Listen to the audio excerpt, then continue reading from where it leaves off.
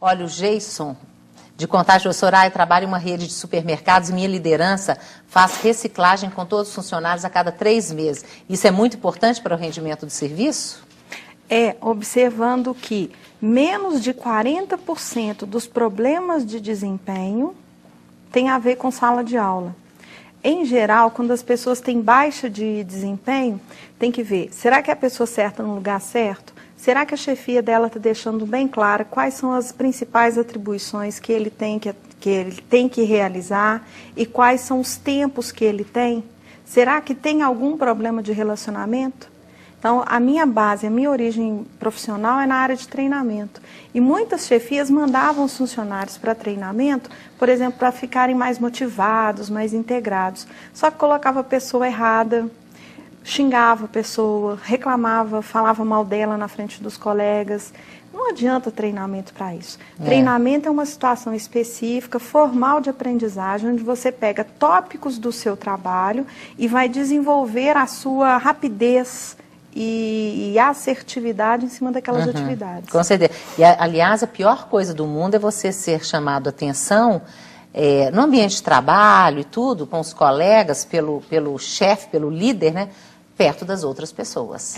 Não é? Acho que o líder que é o líder vai lá, chama. Soraya, olha aqui, isso aqui não tá legal, não é? E as empresas, elas estão muito carentes de bons líderes. As pessoas, elas estão com a autoestima muito baixinha. E aí elas precisam fazer o outro sentir vergonha para que ele se sinta mais poderoso. Que é o fim do mundo isso, né? E mesmo quando chama atenção, uma coisa que a gente fala para não derrubar a autoestima do outro, seja específico ao fato e nunca à pessoa. Por exemplo, tem um funcionário que fica pendurado no telefone, conversa o dia inteiro. Eu não vou virar para ele e falar assim: ô fulano, você não acha que você está falando demais no telefone? Tem que ser um pouquinho mais polido. Eu estou vendo que a sua linha está constantemente ocupada. O que está acontecendo? Então, o problema é da linha de telefone, você é profissional, o problema é da sua linha. O que está acontecendo? Com certeza. Olha, depois, a Elisângela Gomes, da cidade de Esmeralda. Ela falou assim: Soraya, tenho 21 anos, nunca trabalhei de carteira assinada, tenho uma filha de 1 ano, estou fazendo um curso de eletricidade, mas meu marido é contra. O que você me sugere? É uma área que eu gosto, mas meu marido é contra porque tem muito homem. Enche ele de beijo, fala o tanto que você gosta dele, que você garante que não vai trocá-lo, que você precisa dele, que ele é pai do seu filho e vai para aula todo dia. Mulher, quando fica pedindo muita autorização, não vai querer, porque o marido gosta mais da mulher quieta, dona de casa. Apesar dele querer parte da remuneração dela para ajudar nas despesas da casa, todo marido quer a dona Maria. Então, assim, não fica pedindo muita autorização, não. Com certeza. Enche ele de beijo e vai pra rua todo dia. Olha, a Mara do Serrano falou: olha que bonitinho, Mara. Ela falou assim: Soraya, você é um ser iluminado. Estou encantada com suas palavras. O mundo de pessoas precisa de pessoas como você. Mara, estou sentindo a mesma coisa. Ela já esteve aqui no programa, né? Mas é essa graça de pessoa, né? Que só salta coisa boa. É bom, né? Bom, pessoas que sempre se dão de vítima. Tipo assim, sabe? Eu trabalho, mas sempre é comigo. Como que é isso?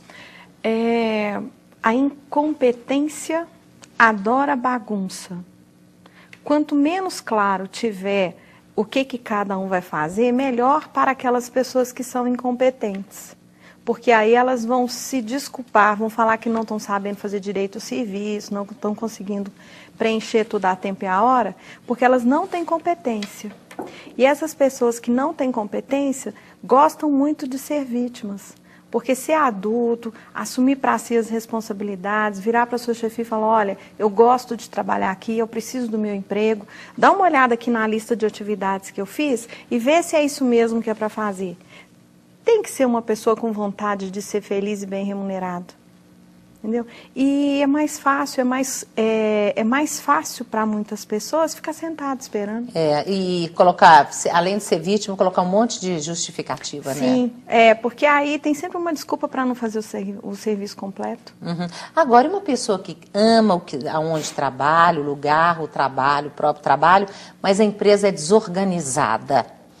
Como é que a pessoa deve chegar até o líder, o chefe dele? Como é que deve ser?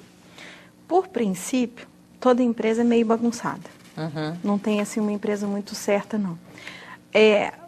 essa pessoa ela tem que ver se os defeitos que essa empresa tem, ela dá conta de suportar. Porque é difícil um funcionário modificar uma empresa. Então, ele tem que fazer a lista. Quais são as qualidades dessa empresa? Paga em dia, me respeita, permite que eu trabalhe no que eu goste.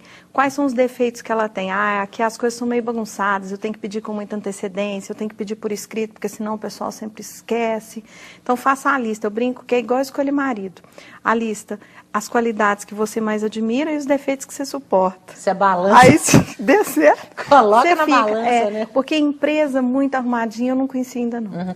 Agora, como é que a gente, quer dizer, nós, quem está assistindo e tudo, pode traçar um plano para a gente melhorar profissionalmente? Com essa questão de saber trabalhar, de dar conta, de se sentir melhor, como é que a gente pode traçar esse plano? Como que ele é feito? Primeira coisa, como se tivéssemos duas folhas de papel aqui. O primeiro plano é entender o que a empresa espera de você. Que aí, se a empresa não falar, você vai lá e pergunta. Vai lá e pergunta. Quais são as minhas principais atribuições? Quais são os comportamentos que vocês esperam que eu tenha? Como é que você quer que eu desempenhe o meu trabalho? Se eu tiver dúvida, eu pergunto para quem? Me ensina a preencher esse formulário. Então, primeiro ele vai entender o que a empresa espera dele. No segundo papel, ele vai procurar se conhecer. Quais são as competências que eu tenho? O que eu faço com naturalidade? O que eu preciso desenvolver para conseguir fazer o meu trabalho? E o que é limitação? Por exemplo, eu tenho limitação na área financeira e contabilidade. Faço curso, mas eu sei que eu preciso me assessorar dos melhores profissionais. Então, cada pessoa tem que saber em que ela é muito boa, o que ela deve desenvolver e qual que é o limite. Só aí, então, ela constrói o plano individual de melhoria, para entender o que ela vai aplicar de bom. Um exemplo que eu gosto muito é o seguinte: sou excelente cozinheira de carne, mas a empresa que eu trabalho é vegetariana. Para essa empresa, o fato de eu saber cozinhar carne vermelha não é competência para ela. Então, nem tudo que eu tenho de competência eu tenho que entregar para a minha empresa. Eu tenho que entregar para ela só aquilo que ela dá valor e aprender a desenvolver o que eu preciso. Olha, a Cláudia da Cidade Nova falou assim: Soraya, você transmite muito, você está fazendo maior sucesso, hein? Opa!